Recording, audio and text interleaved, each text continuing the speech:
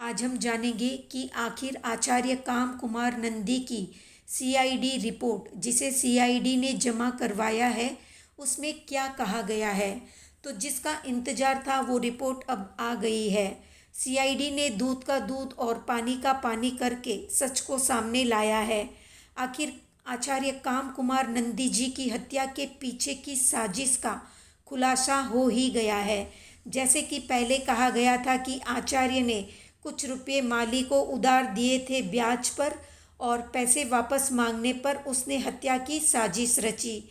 ये बात सत्य नहीं है क्योंकि काम कुमार नंदी उच्च परिवार से ताल्लुक़ रखते थे। उनके पास 40 एकड़ ज़मीन और 40-50 करोड़ की संपत्ति थी और वे अच्छे खासे पढ़े लिखे थे।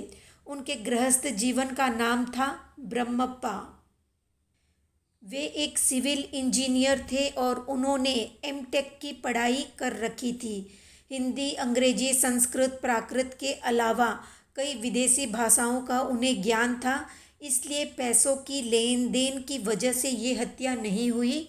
ये हत्या हुई माली नारायण की करतूत और षड्यंत्र से। माली नारायण ने वहाँ चल रहे निर्माण कामकाज की जिसकी जिम्मेदारी उसे दी गई थी उसमें पैसों की गड़बड़ी और घोटाला करना शुरू कर दिया। क्योंकि काम कुमार जी नंदी पढ़े लिखे थे तो उन्होंने उसकी चोरी पकड़ ली और जो पैसों का गोलमाल उसने किया था उसे फिर से ट्रस्ट में जमा करने को कहा। इसी बात को लेकर माली ने सोचा पैसे वापस ट्रस्ट में देने न पड़े, इसलिए काम कुमार नंदी के खिलाफ कुछ षड्यंत्र किया जाए।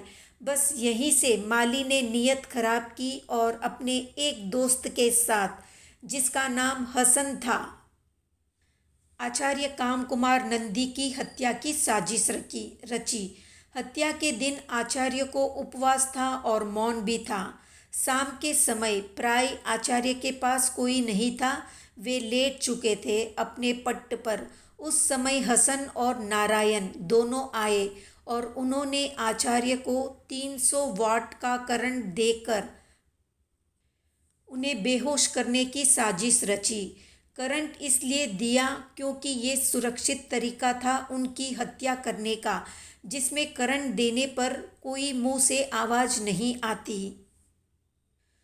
तो इस तरह से उन्हें करंट दे देकर अधमरा कर दिया और पूछा कि चांदी के सामान कहाँ है, नकदी कहाँ रखी हुई है, कैश कहाँ पर जमा है।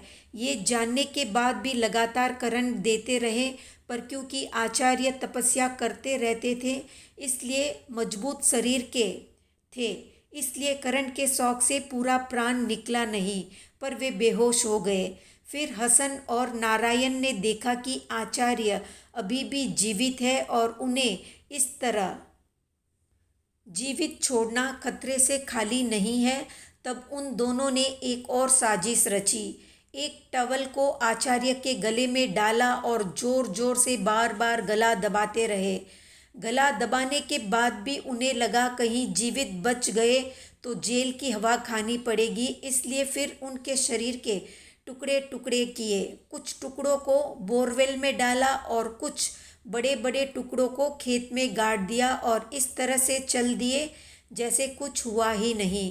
आश्चर्य की बात यह है कि माली नारायण जिसने ये करतूत और षड्यंत्र रची वही सबको प्रचार करने लगा कि आचार्य जी रात से गायब है, उनका पता नहीं चल रहा है, कहाँ चले गए होंगे इत्यादि नाटक। तो आखिर मुजरिम पकड़ा गया। दोनों ही पुलिस हिरासत में है। दोनों ने ही अपना अमूल्य मनुष्य जीवन बर्बाद कर दिया है, वो भी एक संत की हत्या करके।